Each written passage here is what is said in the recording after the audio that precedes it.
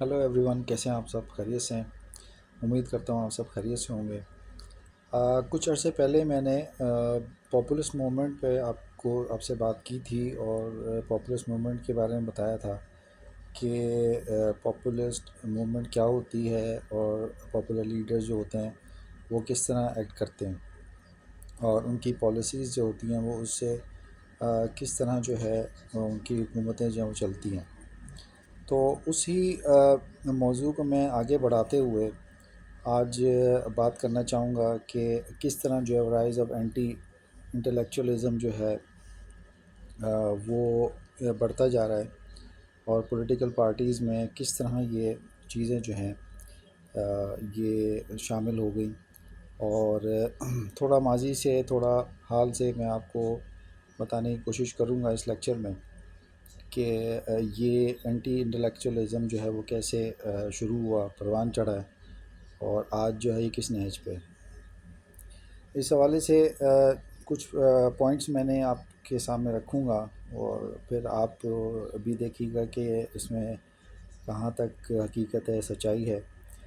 تو بات شروع کرتے ہیں کہ اگر آج ہم دیکھیں کہ موجودہ جو پاپولسٹ جو پولیٹکس ہے اس میں انٹلیکچوئل کا رولز جو ہے وہ بہت حد تک کم ہو گیا ہے، اور یہ چاہے پولیٹیکل پارٹیز ہوں، حکومتی ادارے ہوں، ان میں آپ کو انٹلیکچوئلز جو ہیں وہ بہت کم نظر آئیں گے۔ پاکستان میں ماضی میں بے شمار انٹلیکچوئلز تھے، پولیٹیکل پارٹیز میں بھی اور حکومتی اداروں میں بھی شامل ہوتے تھے، اور ان کا بہت بڑا کنٹریبیوشن ہوتا تھا پالیسی میکنگ میں۔ تو وہ اس کا جو ہے آج ہمیں فقدان نظر آتا ہے۔ فقدان اس طرح کہ اگر ہم ماضی میں اگر ہم دیکھیں تو پولیٹیکل پارٹیز حکومتوں میں ان کا کردار کیونکہ بہت اہم رہا ہے، اور آج بھی ایک اہمیت ان کی ہے۔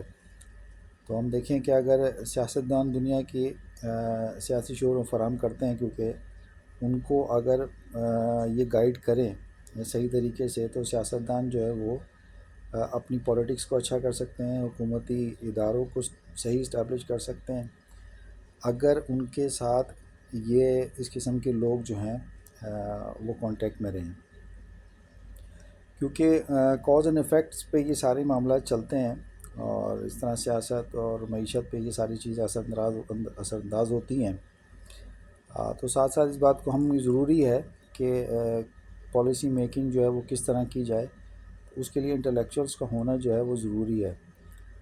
اور جتنی بھی پولیٹیکل پارٹیز ہیں ان میں ہم نے اکثر دیکھا ہے کہ انٹلیکچوئلز نے ان کا ساتھ دیا ہے پالیسی میکنگ میں اور حکومتیں چلانے میں،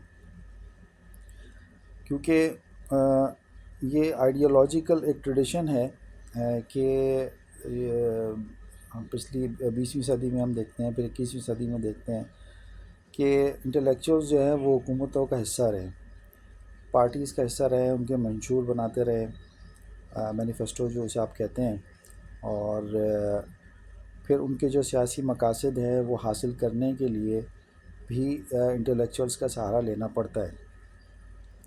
لیکن ابھی ہم دیکھ رہے ہیں کہ سن 2010 سے کہ یہ ٹرینڈ جو ہے اس میں کچھ تبدیلی آئی ہے۔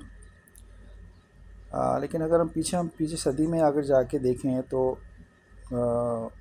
یہ ہوا ہے کہ پولیٹیکل پارٹیز جو ہیں وہ انٹلیکچوئل کا زور بڑھتا جا رہا ہے جس میں، اور جس کا مظاہرہ ہم پاکستان اور دیگر ملکوں میں بھی دیکھتے ہیں، اور یہ روایت ہمیں دائیں بازو کی جماعتوں میں جو ہے وہ بڑھتی ہوئی دکھائی دے رہی ہے۔ اور اس کی بنیادی وجہ سن 2010 سے اگر ہم دیکھیں تو مختلف ملکوں میں بڑھتی ہوئی جو پاپولسٹ موومنٹ ہے، پاپولسٹ جو پولیٹکس ہے، اس کا ظہور میں آنا ہے۔ اب اگر ہم یورپ اور امریکہ میں مین اسٹریم پولیٹکس دیکھیں تو امریکہ میں سن 2016 میں ریپبلکن پارٹی جو ہے وہ برسر اقتدار آئی، تو وہ پاپولسٹ جو لیڈر تھا ڈونلڈ ٹرمپ، اس کو خوش آمدید کہا گیا، اور آج بھی اس کے جو ہے وہ چاہنے والے موجود ہیں۔ اس کے ساتھ ہی جب ہم ماضی میں جا کے دیکھتے ہیں تو امریکہ میں 1930 سے ڈیموکریٹک پارٹی میں انٹلیکچوئلس کی بڑی تعداد موجود تھی، اور جو وہاں کے پریزیڈنٹ تھے فرینکلن روزویلٹ کے دور میں ہم نے اس کو مزید پروان چڑھتے ہوئے دیکھا کہ انہوں نے کس طرح انٹلیکچوئلس اس کی مدد سے اپنے جو اکنامک کرائسس تھے ان سے وہ نکلے تھے. پھر ہم نے 1981-88 میں ہم نے دیکھا کہ ایک پاپولسٹ لیڈر تھے ریپبلکن پارٹی کے رونلڈ ریگن. پریزیڈنٹ ریگن جو تھے وہ بھی ایک پاپولسٹ لیڈر تھے. جب انہوں نے اقتدار سنبھالا تو وہ ایک پاپولسٹ لیڈر تھے. پھر اس کے بعد لیکن انہوں نے کچھ انٹلیکچوئلس کا ساتھ دیا جس سے انہوں نے پالیسی میکنگ میں ان کو مدد ملی. اور امریکہ کی جو پالیسی تھی دنیا کے لیے اور وہ اس کی پالیسی میکنگ میں انہوں نے انٹلیکچوئلس کا ساتھ جو ہے وہ لیا. پھر ہم برطانیہ میں دیکھتے ہیں کہ وہاں کنزرویٹو پارٹی اور لیبر پارٹی جو ہے ان میں انہوں نے انٹلیکچوئلس کا سہارا لیا. خاص طور پر جو لیبر پارٹی تھی انہوں نے انٹلیکچوئلس کو اہمیت دی. پھر اگر ہم سوویت یونین، جرمنی، اٹلی وغیرہ میں دیکھتے ہیں تو انہوں نے جو وہاں کی جو پولیٹیکل پارٹیز تھی انہوں نے انٹلیکچوئل سے بہت فائدہ اٹھایا. خاص طور پہ اگر ہم سوویت یونین کی بات کریں، اسٹالن کی بات کریں تو اسٹالن کہ اس کی پولیٹکس ایسی تھی کہ اس کو انٹلیکچوئل اتنے پسند نہیں تھے اور انہوں نے اس کو کچلنے کی کوششیں بھی بہت کی انٹلیکچوئلس کو. لیکن وہ انٹلیکچوئلز ہی تھے جنہوں نے اس کی آئیڈیالوجی جو تھی کمیونزم کو جو تھا وہ سنبھالنے میں اس کو مدد دی. پھر اگر ہم جرمنی میں دیکھتے ہیں تو ہٹلر کے دور میں بھی ہمیں بہت سے دماغ نظر آتے ہیں جنہوں نے ہٹلر کی جو نازی پالیسی تھی اس کو بڑھانے میں مدد کی، جن میں کارل شمٹ تھے، مارٹن ہیگر تھے اور روڈولف کارنپ تھے، جنہوں نے جرمنی کی پالیسی سازی میں اور خاص طور پہ جو نازی پالیسی تھی ہٹلر کی اس کو پروموٹ کرنے میں بڑی ہیلپ کی. اور یہ وہ انٹلیکچوئلس تھے جنہوں نے گو کہ وہ بروٹل پالیسیز تھیں بہت، لیکن یہ ایک الگ موضوع ہم بعد میں پھر اس کو ڈسکس کریں گے کہ یہ بروٹیلٹی جو ہے وہ کیوں آئی.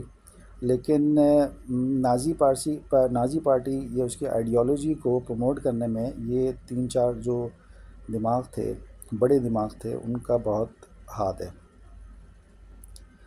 پھر اگر ہم پاکستان کی بات کریں تو ہمیں پاکستان کی جو ہسٹری ہے تو اس میں جنرل ایوب سے یہ سلسلہ شروع ہوتا ہے کہ جنرل ایوب کی جو اسلامی آئیڈیالوجی انہوں نے پیش کرنے کی کوشش کی کو وہ اس کو ماڈرن دینا چاہتے تھے.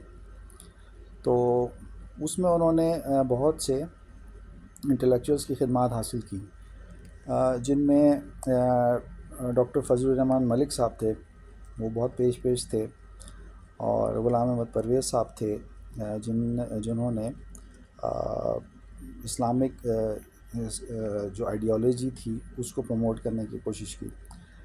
پھر ساتھ اگر ہم دیکھتے ہیں تو ممتاز مفتی صاحب تھے، وہ سول سرونٹ تھے اور بیوروکریٹ تھے، انہوں نے بھی اپنا کردار ادا کیا. جسٹس جاوید اقبال صاحب تھے. قدرت اللہ شہاب صاحب کا ایک بہت بڑا نام ہے، جو کہ ایوب صاحب کے جنرل ایوب کے جو ہے وہ پرنسپل سیکرٹری بھی رہے. اور ان سارے حضرات نے جو ہے وہ جنرل ایوب کا جو ہے وہ ساتھ دیا. اس کے بعد اگر ہم دیکھتے ہیں تو ہمیں ذوالفقار علی بھٹو صاحب نظر آتے ہیں، جن کی پاکستان پیپلز پارٹی یہ تھی، وہ بڑے اس میں انٹلیکچوئلس کا بڑا کردار تھا. اور 1971 سے 1977 تک کا جو عرصہ ان کے حکومت کا رہا، اس میں ہم دیکھتے ہیں کہ جے اے رحیم صاحب تھے جو مارکسسٹ تھے.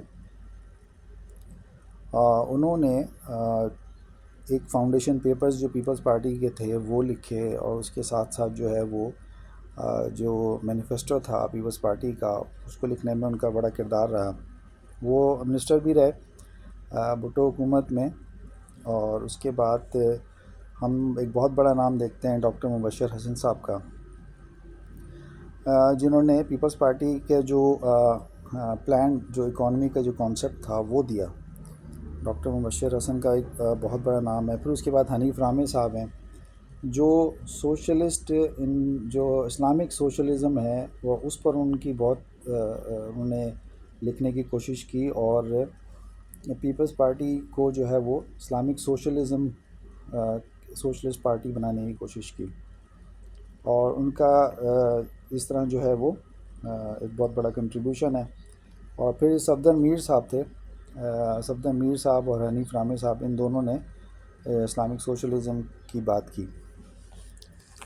پھر ہم دیکھتے ہیں کہ لائر اور انٹلیکچوئل تھے حفیظ پیرزادہ صاحب، وہ بانیوں میں سے ہمیں نظر آتے ہیں پاکستان پیپلز پارٹی کے۔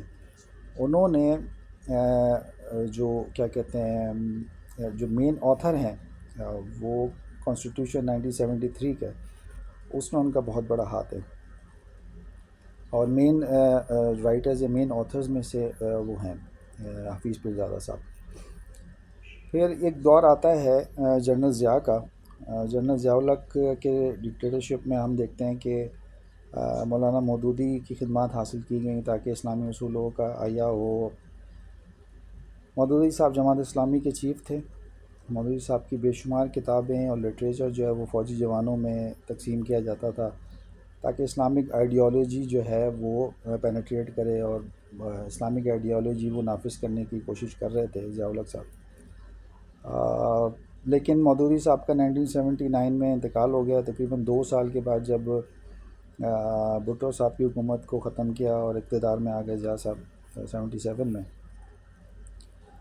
لیکن ضیاء صاحب نے ان کی آئیڈیالوجی کو استعمال کیا اور اپنی ڈکٹیٹرشپ کو طول دینے کے لیے اسلامائزیشن کے جو پروجیکٹس تھے ان کو جاری رکھا، اور پھر ضیاء صاحب نے بہت سارے انٹلیکچوئلس کو جو ہے انوالو کیا، جس میں اے کے بروئی صاحب تھے، لائر تھے وہ، شریف الدین پیرزادہ صاحب تھے، ان کی خدمات حاصل کی گئیں۔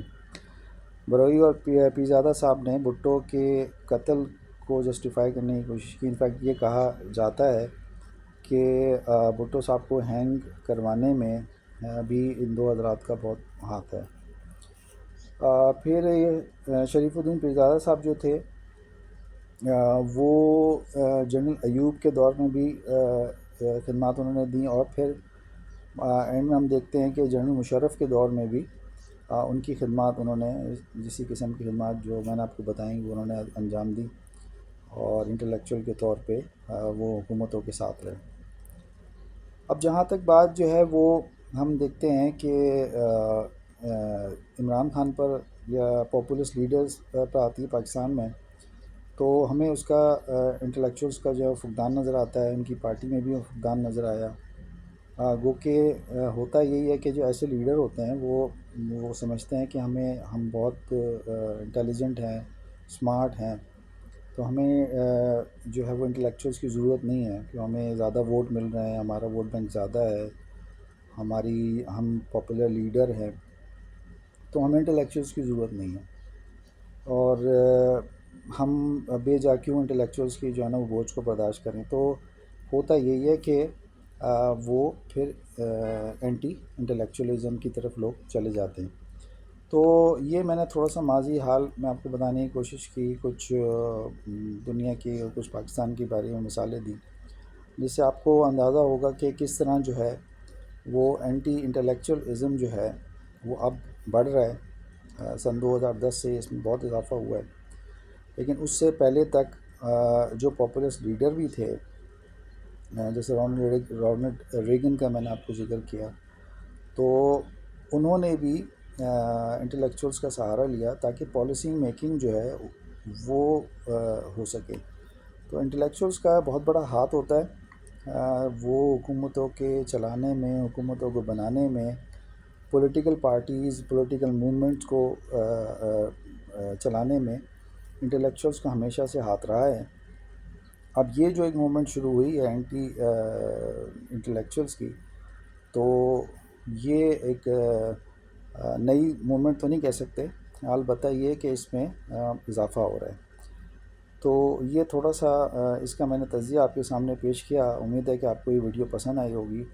مزید ویڈیوز کے لیے دیکھتے رہیں ہمارے چینل کو، سبسکرائب کیجیے، لائک کیجیے۔ Thank you very much.